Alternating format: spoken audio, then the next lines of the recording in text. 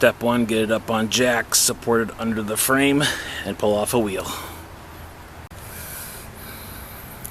Okay, we turn the wheel a little bit so that I can get to the front bolt of the tie rod end, the rack and pinion, which is on the front. I'm on the driver's side front. I need to be able to get to that.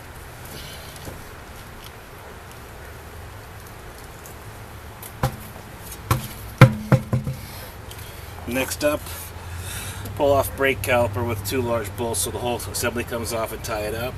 Get the rotor out of the way, then more disassembly. Let's get this caliper off.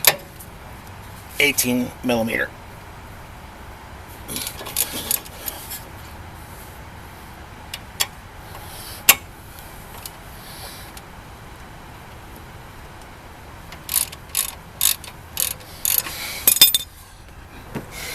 Alright, let's pull the caliper off and hang it.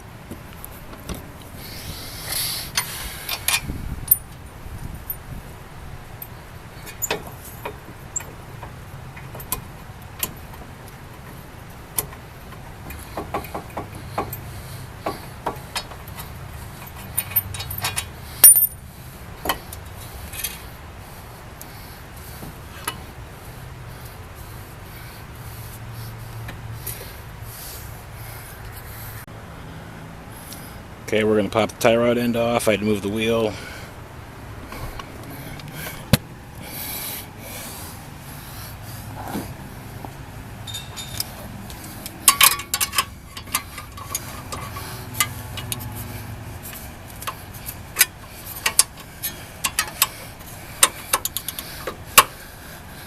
In your case, this may not be as loose. Mine just came off last week, so it should be popped right off better.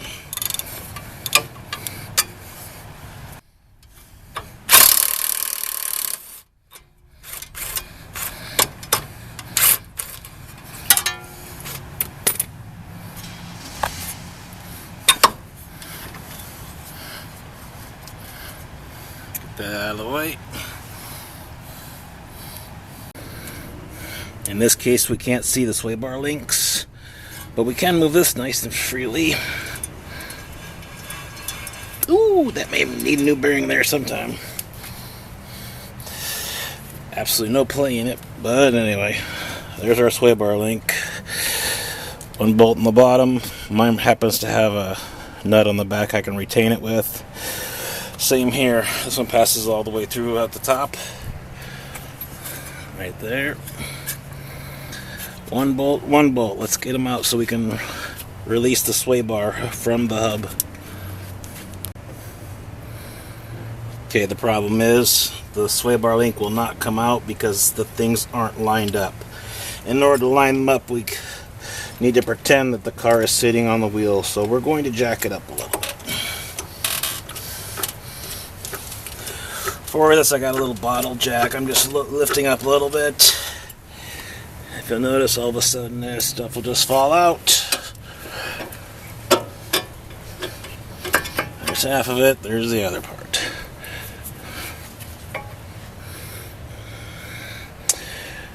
Now I'll lower it back down and continue on. Alright, if we take a good look at the front side of the car, here's our hub, of course. We've got this analog brake sensor here. Since we're going to be moving stuff around, let's get this whole thing detached. We'll just leave it hooked up back here, but we'll pop all these little connectors off. So that's my next step, popping off those connectors. Okay, so let's do a parts identification. Sway bar. My ABS sensor I unplugged. Lower ball joint, upper ball joint. There's my target right there. Going to get you.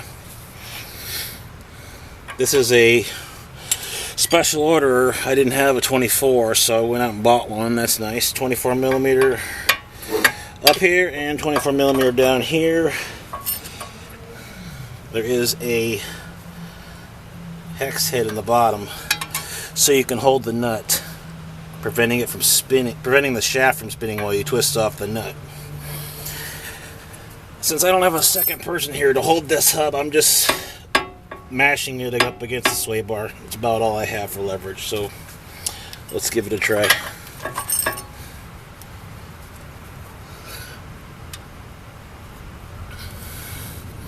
are in good and tight. Looks good. Now it's spinning, so I guess we do need this for sure.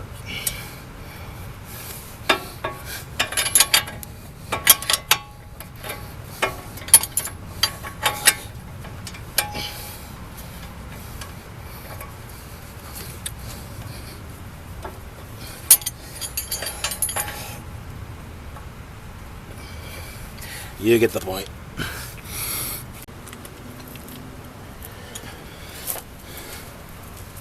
I really don't know what's going to happen when I undo that shock strut assembly, so we're going to pop it very soon before I loosen the bottom and top totally. In the meantime, I'm going to try for this bottom one right down here.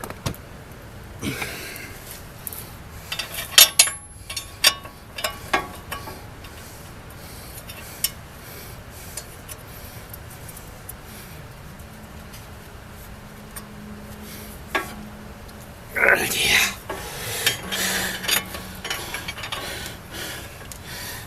They just want to come apart. That's good. That's all good.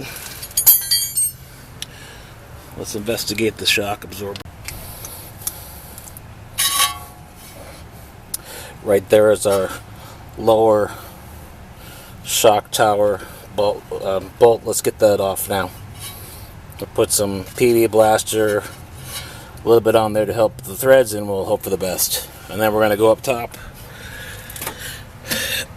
and we're going to work on those three on top.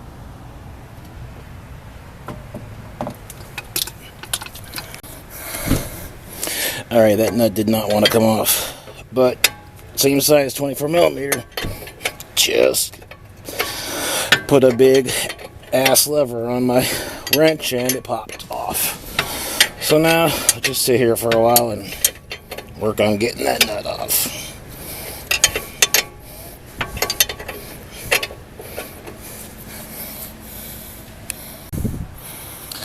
Okay, so my upper and lower ball joints are separated. The top one popped out, the bottom one just fell out. I could take this right out, and we're going to.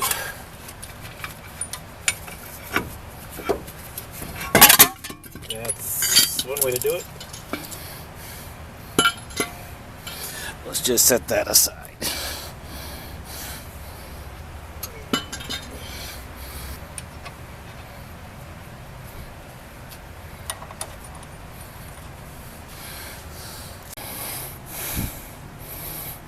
Okay, well, that's fun to stare at. The bolt's right there. I took the nut off. It ain't budging. So I'm not sure what I have to do to get that thing. Maybe I have to push down. I don't know. I may have to push down in order to release the bolt that goes through the bottom of the strut. We'll see. Well, there we go. Got her out. Now put a spring compressor on it, pull the top off, and swap out.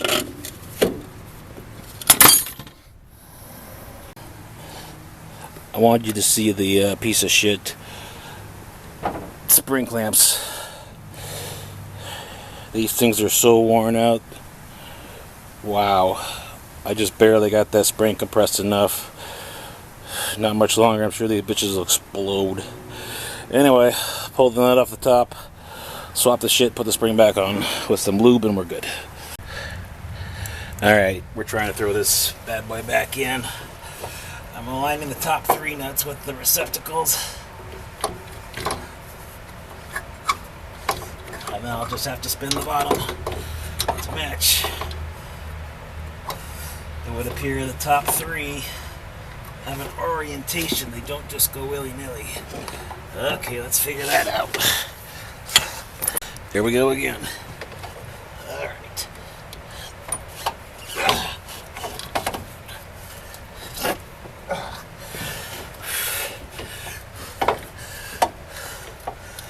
Two seem like they're closer together than the other one.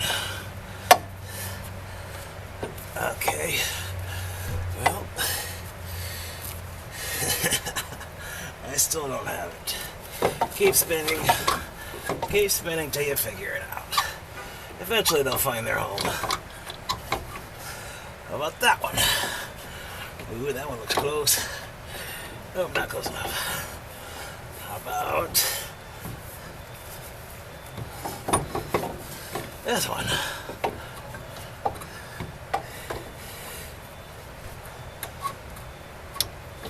Oh, yeah, we're in.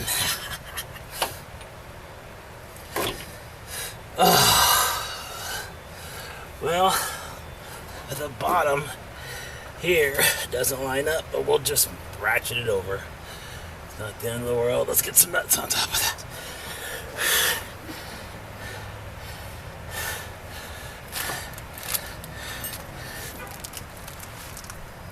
Okay, the factory nuts on top. The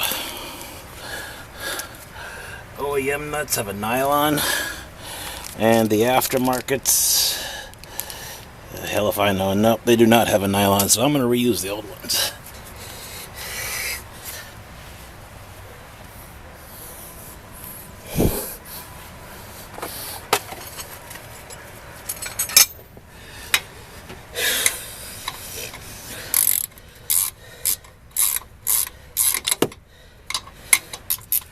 Alright, snug. Let's do number 2 and 3. Snug. Let's snug them. Remember, they have nylon retentions. Nylon. Lock nuts. They're not going anywhere. Alright, let's give you a quick update. The top nuts are in. The bottom nut is in. I just put a screwdriver through there and turned it till it was straight and lined up. So really, we need to throw a hub on the end here. Throw our hub back on by connecting it to the top ball joint and the lower ball joint. Get out of the way, tie rod. Lower ball joint to upper ball joint. Put in the sway link. Hook up the duty dad steering thing. Throw a brake caliper on it and get a beer.